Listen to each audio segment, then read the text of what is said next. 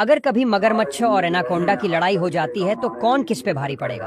क्योंकि एक तरफ अपने जबड़े से हड्डियों का चुरा कर देने वाला खूंखार मगरमच्छ है और दूसरी ओर किसी भी जानवर को जिंदा निगलने वाला एनाकोंडा है। मगरमच्छ और एनाकोंडा दोनों ही इतने घातक हैं कि तय कर पाना मुश्किल है कि कौन किस पे भारी पड़ेगा।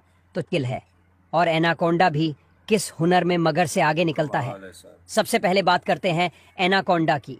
एनाकोंडा की शिकार करने की प्रमुख स्टाइल यह है कि वह शिकार के बहुत ही करीब पहुंच जाता है और उसे पकड़ लेता है, फिर अपने शरीर को शिकार के चारों ओर लपेटकर उसे निचली हड्डियां धीरे धीरे तोड़कर या उसका दम घोंटकर उसे मार देता है। अब एनाकोंडा की कुछ रहस्यमय बात जानते हैं।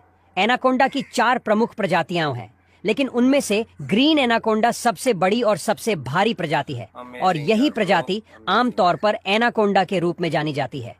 ग्रीन एनाकोंडा का वजन हट्टे कट्टे 4 इंसानों जितना यानी कि 250 किलोग्राम तक हो सकता है।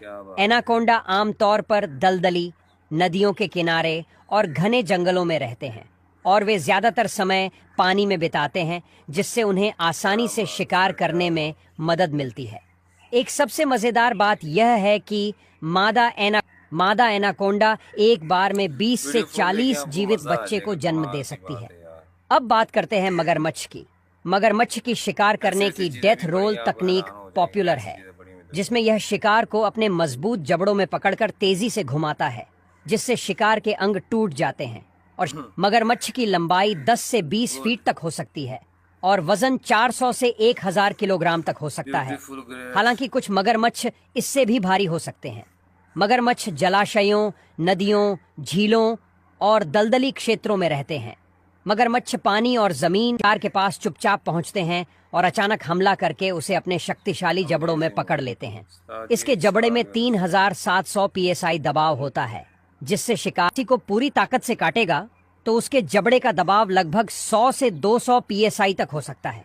और मगरमच्छ का जबड़ा 3700 psi यानी इंसान के जबड़े से लगभग 23 गुना ज्यादा दबाव उत्पन्न कर सकता है। मादा मगरमच्छ अंडे देती है, जिन्हें वह रेत या मिट्टी में दबाकर रखती है।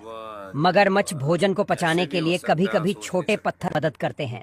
अब जानते हैं कि मगरमच्छ और एनाकोंडा क्यों लड़ाई करते हैं और दोनों में से जीतेगा कौन। इनकी लड़ाई होने के पीछे कई कारण हो सकते हैं, जैसे कि अगर एक एनाकोंडा और मगरमच्छ एक ही समय में किसी बड़े शिकार जैसे कि एक हिरण या जंगली सुअर का पीछा कर रहे हों, तो उनके बीच संघर्ष हो सकता है कि कौन शिकार को पहले पकड़ेगा। मगरमच्छ और एनाकोंडा दोनों ही अपने क्षेत्रीय अधिकारों के लिए भी लड़ते हैं। अगर कोई एक दूसरे के क्षेत्र में प्रवेश करता है तो संघर्ष होना स्वाभाविक है। अब जानिए दोनों में से कौन किस पे भारी पड़ेगा। होती है तो एनाकोंडा का पलड़ा भारी हो सकता है, क्योंकि यह पानी में अधिक फुर्तीला है और अपने शिकार को जकड़ने में माहिर है। वहीं दूसरी ओर जमीन पर मगरमच्छ का पलड़ा भारी हो सकता है। इसके शक्तिशाली जबड़े और काटने की शक्ति एनाकोंडा को गंभीर रूप से घायल कर सकती है।